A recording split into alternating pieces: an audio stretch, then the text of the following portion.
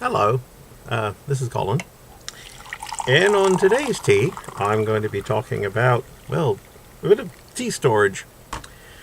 Now, I understand the optimal way to store tea is to keep it, of course, dry. You don't want any damp. Away from the light. Apparently, the light leaches something out of the tea. Preferably in something, more airtight. Well, for years, what I was using was these handy little tins, steel tins, from the Daiso, which is the Japanese $2 store, which makes it twice as good as a $1 store. But yeah, very useful things, these tins. I've got dozens of them. And then, of course, a few years back, they stopped selling them. So they were just the perfect size for 100 grams of tea, most teas. I mean, tea can be different sizes depending on how it's prepared. But yeah, it fit quite nicely. 100 grams of tea would fit quite nicely into one of these canisters. So, of course, they stopped selling them. And I ever since I've been searching the thrift shops for things like this, but I only come across one or two of those in a year or so, it seems. IKEA, I actually went out New Year's Eve in the insane New Year's Eve throng to IKEA to buy their tins that they had advertised on their website, only to discover they'd been withdrawn.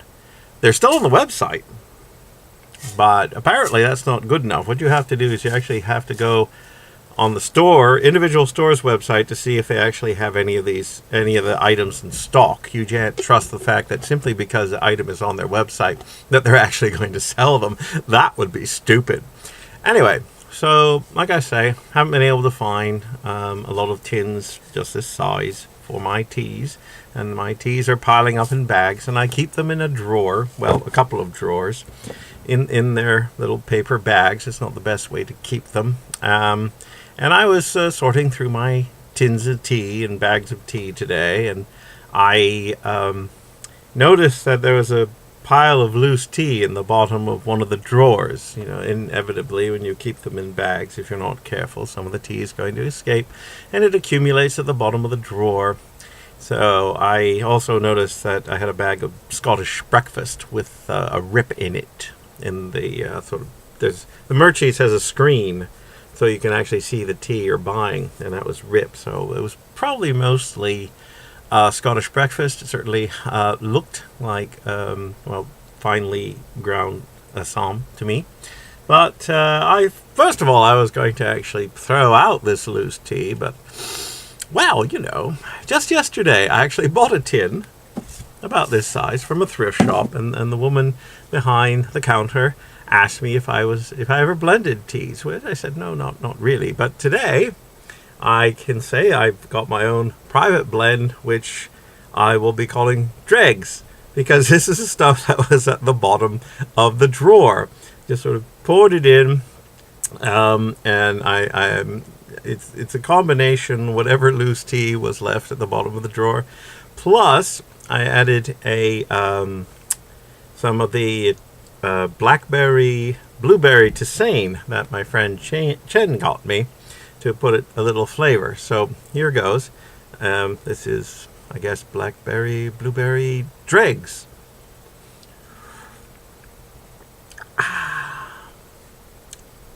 Yeah, it's actually quite a nice tea. It's quite refreshing, really. I mean, I wouldn't recommend, drinking all the dregs of everything that you've got, but at this point, it's a nice, robust black tea with a hint of blackberry and blueberry, and you don't want to have tea go to waste, do you? It would be a crime, unless it's Lipton's. Anyway, so I'm going to enjoy my dregs. I'm never going to get to be a tea snob with this kind of attitude. I realize that, but I like it. Ta-ta.